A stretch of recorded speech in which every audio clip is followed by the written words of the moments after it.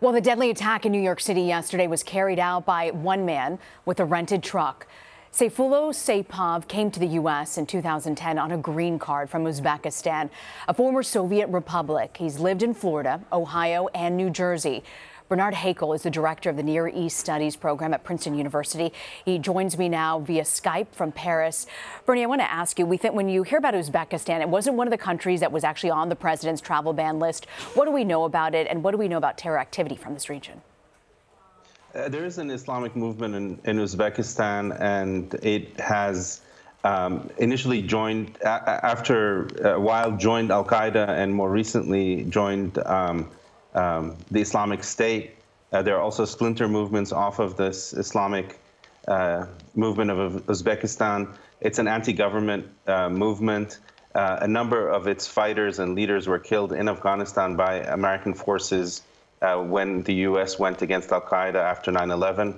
But I'm not sure if this movement has really anything to do with this individual in question. And he seems to be a self-radicalized character. That's exactly where I was going next, Bernie. I wanted to ask you about the fact that what we've heard from officials so far is that it wasn't his time in Uzbekistan where he became radicalized. It was actually his time in Florida. What do you make of that? Yeah, so there are a number of people who are getting self-radicalized really through the internet and social media networks, where there's a huge presence of both Al-Qaeda and the Islamic State, or ISIS. There's a lot of propaganda, videos, pamphlets in multiple languages, audio files, and certain individuals get radicalized like this. And among the messages that are being sent by the Islamic State in particular is to engage in lone wolf attacks, to take swords, knives, trucks, cars, anything really, make bombs and attack civilians in the West. And Bernie, the fact that ISIS has recently lost its stronghold in Raqqa, what do you make of that, and the fact that we're seeing an attack like this in New York City? So, I mean, the ISIS from Raqqa was calling for these specific attacks for at least since 2014-15. And as the military situation became more desperate for ISIS, the call for these attacks increased.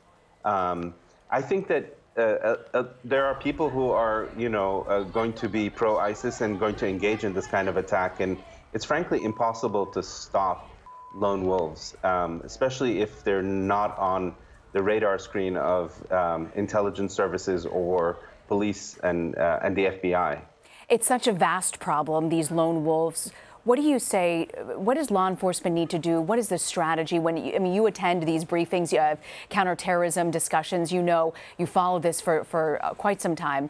What needs to happen now to try and combat something that's just so pervasive and hard to see coming? If you want the honest answer, I don't think there is actually a solution that will end this scourge. I think that the first line of defense against these people are the Muslim community, people in Patterson, for instance, where this man lived. If they find out something about individuals like this, they should immediately contact the police. This is really the only and most effective way to stop them, because especially if they're self-starters and people who are radicalized on their own through the internet.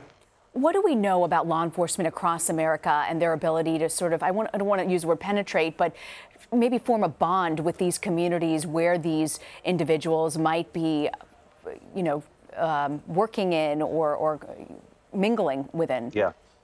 So, I mean, my sense in the United States, unlike Europe, for instance, or France, where I am at the moment, is that the relationship between the police and the Muslim community is a very good one. And there's a good rapport. There are a lot of policemen who are Muslims and people of Arab or South Asian origin, and in fact, quite a few people are, as it were, ratted on by the community, and these attacks are stopped. But 100% success rate is frankly impossible, and it's too much to ask of the police. Is there something that we can learn from our European counterparts on this about dealing with these communities and trying to counter it?